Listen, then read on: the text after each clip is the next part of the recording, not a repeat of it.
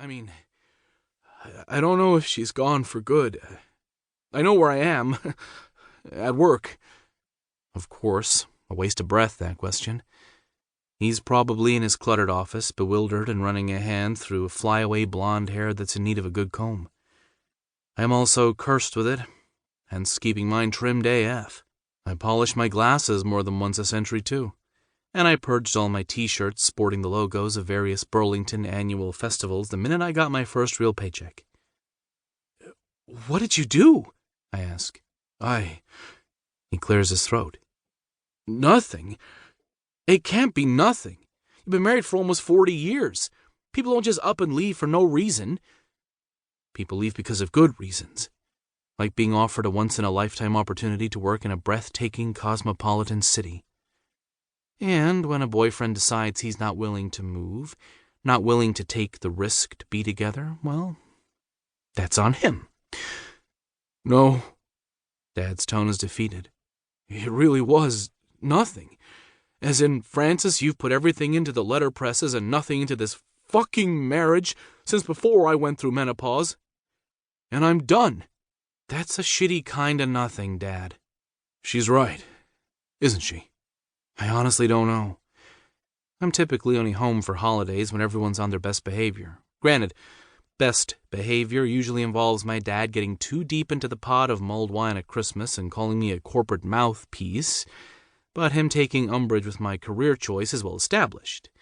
I've never gotten the impression there was animosity between him and my mom. I picture the sunny kitchen without Dad puttering around making molasses-thick coffee, and the garden without Mom lost among her dahlias. A lump fills my throat. I can't fathom them not being together. Guilt grips me. If I'd managed to sell him on the business plan I crafted from sweat, tears, and hubris during my MBA program, had convinced him to bring the shop into the 21st century, would he be going through this? "No point in running presses from the 1900s like they're products of the 2000s, Carter. Respect the history." Right. This isn't on me. It's one more example of my dad being a stubborn ass. I was right to walk away from M. Prescott Designs. Heat creeps up my neck, the residual kind from past arguments that lies deep in your belly, just waiting to emerge and snap with ferocity. "It's not the first time you've let the business come between you and a family member." The accusation tumbles from my lips before I can edit out the obvious bitterness. "Jesus, Carter. I didn't call for you to unload on me, too. Then you should have called Jill. Your sister's not speaking to me," he admits. "Taking your mother's side. Keeps texting me, asking how I wanted to answer Cypress's question about whether or not Gran loves Pops anymore." My eyes widen. I should get a hold of Mom. No way am I getting between them on this, but I want my mom's side of the story, and to see if she needs me to support her. He sighs. "You can try, but she left for Paris last night." I almost dropped my phone. When was the last time my mom had traveled farther than Boston? "With no warning?" I say. "Claims she's tired of waiting for me to unchain myself from the Vandercook." The visual's fairly accurate.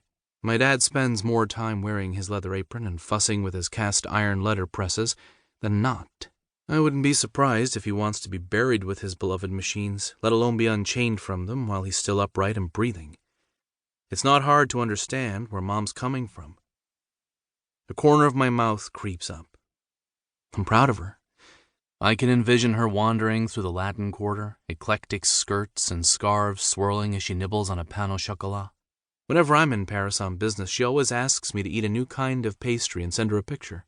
And if her goal right now is to finally live out all the travel on her vision board, I'm here for that. I'm all about laser focusing on the future and knocking things off the to-do list. My gut's still uneasy. "Dad?" He sniffles. "Maybe you should unchain yourself from the Vandercook. Take some time off." "You haven't taken more than 3 days off since you started working for that sellout of a company," he says. "So, maybe you shouldn't point fingers." It's such a common refrain, I'm immune to it. Almost. "This isn't about me. I'm not letting anyone down by working. Anymore. You are. And isn't fixing things..."